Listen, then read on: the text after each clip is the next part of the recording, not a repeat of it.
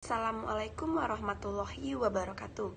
Saya Putri Alvina Dwiyanti, NPM 306205623, Program Studi Pendidikan Guru Sekolah Dasar Semester 1.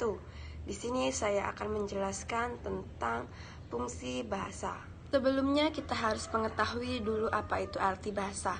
Bahasa adalah sarana komunikasi antar anggota masyarakat dalam menyampaikan ide dan perasaan secara lisan atau tulis. Di sini saya akan menjelaskan fungsi bahasa. Fungsi bahasa yaitu fungsi komunikasi dalam bahasa berlaku bagi semua bahasa apapun dan dimanapun. Dalam berbagai literatur bahasa, ahli bahasa linguis bersepakat dengan fungsi-fungsi sebagai berikut. Ada 4 fungsi. Yang pertama, fungsi ekspresi dalam bahasa. Yang kedua, fungsi komunikasi dalam bahasa. Yang ketiga, fungsi adaptasi dan integrasi dalam bahasa. Yang keempat, fungsi kontrol sosial atau direktif dalam bahasa. Dari keempat fungsi tersebut, saya akan menjelaskan satu persatu fungsi tersebut. Yang pertama, fungsi pernyataan ekspresi diri. Fungsi pertama ini, pernyataan ekspresi diri, menyatakan sesuatu yang akan disampaikan oleh penulis atau pembaca sebagai eksistensi diri dengan maksud yang pertama, menarik perhatian orang lain yang disebut dengan persuasif dan provokatif. Yang kedua, membebaskan diri dari semua tekanan dalam diri seperti emosi. Yang ketiga, melatih diri untuk menyampaikan suatu ide dengan baik. Dan yang terakhir, menunjukkan keberanian dalam menyampaikan ide. Fungsi ekspresi diri itu saling terkait dalam aktivitas dan interaktif keseharian individu. Prosesnya berkembang dari masa kanak-kanak, remaja, mahasiswa, dan dewasa.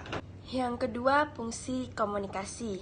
Fungsi komunikasi merupakan fungsi bahasa yang kedua setelah fungsi ekspresi diri. Maksudnya, komunikasi tidak akan terwujud tanpa dimulai dengan ekspresi diri.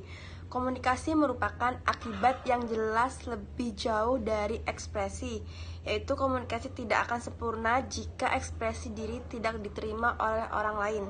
Oleh karena itu, komunikasi tercapai dengan baik bila ekspresi berterima. Dengan kata lain, komunikasi berpersyarat pada ekspresi diri.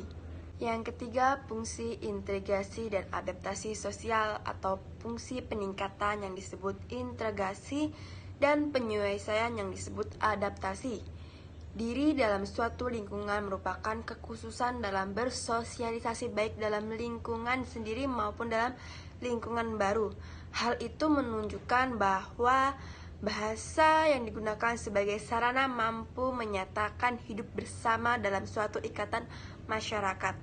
Dengan demikian, bahasa itu merupakan suatu kekuatan yang berkorelasi dengan kekuatan yang lain dalam integritas sosial.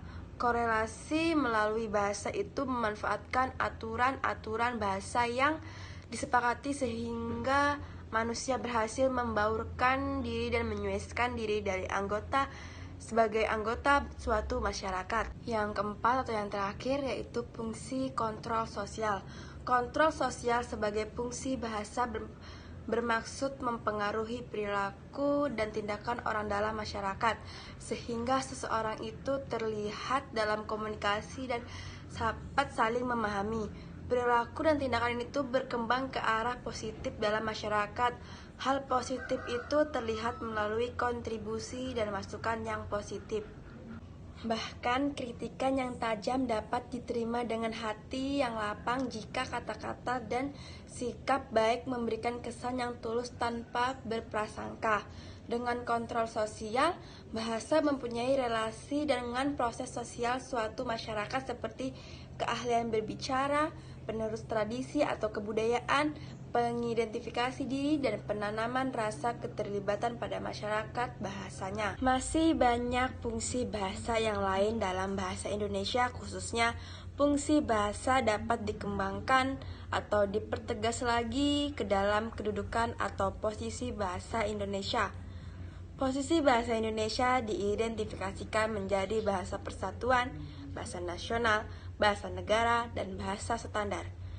Keempat posisi bahasa Indonesia itu mempunyai fungsi masing-masing seperti berikut.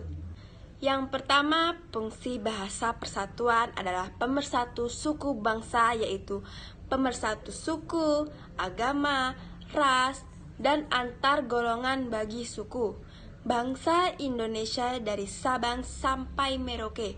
Fungsi pemersatu ini di harta gornitas atau kebinekaan sudah dicanangkan dalam Sumpah Pemuda pada tanggal 28 Oktober 1928.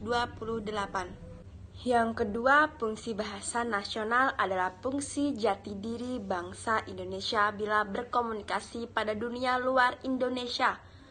Fungsi bahasa nasional ini dirinci atas bagian berikut. Yang pertama, fungsi lambang kebanggaan kebangsaan Indonesia. Yang kedua, fungsi identitas di mata internasional. Yang ketiga, fungsi sarana hubungan antara warga antar daerah dan antar budaya. Dan yang keempat, fungsi pemersatu lapisan masyarakat, sosial, budaya, suku, bangsa, dan bahasa.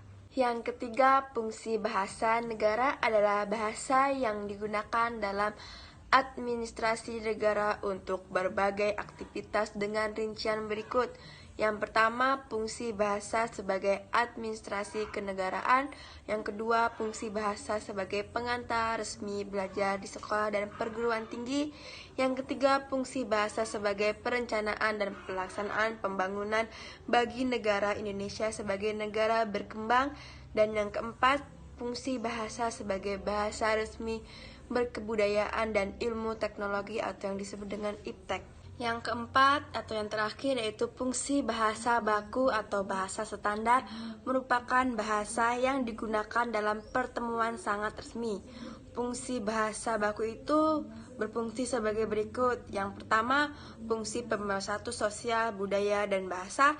Yang kedua, fungsi penanda kepribadian bersuara dan berkomunikasi. Yang ketiga, fungsi penambah kewibawaan sebagai pejabat dan intelektual. Dan yang keempat, fungsi penanda acuan ilmiah dan penulisan tulisan ilmiah. Keempat, posisi atau kedudukan bahasa Indonesia itu mempunyai fungsi keterkaitan antar unsur. Posisi dan fungsi tersebut merupakan kekuatan bangsa Indonesia dan merupakan jati diri bangsa Indonesia yang kokoh dan mandiri. Dengan keempat posisi itu, bahasa Indonesia sangat dikenal di mata dunia, khususnya tingkat regional ASEAN.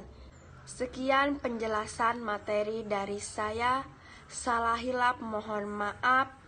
Semoga bermanfaat. Terima kasih. Wassalamualaikum warahmatullahi wabarakatuh.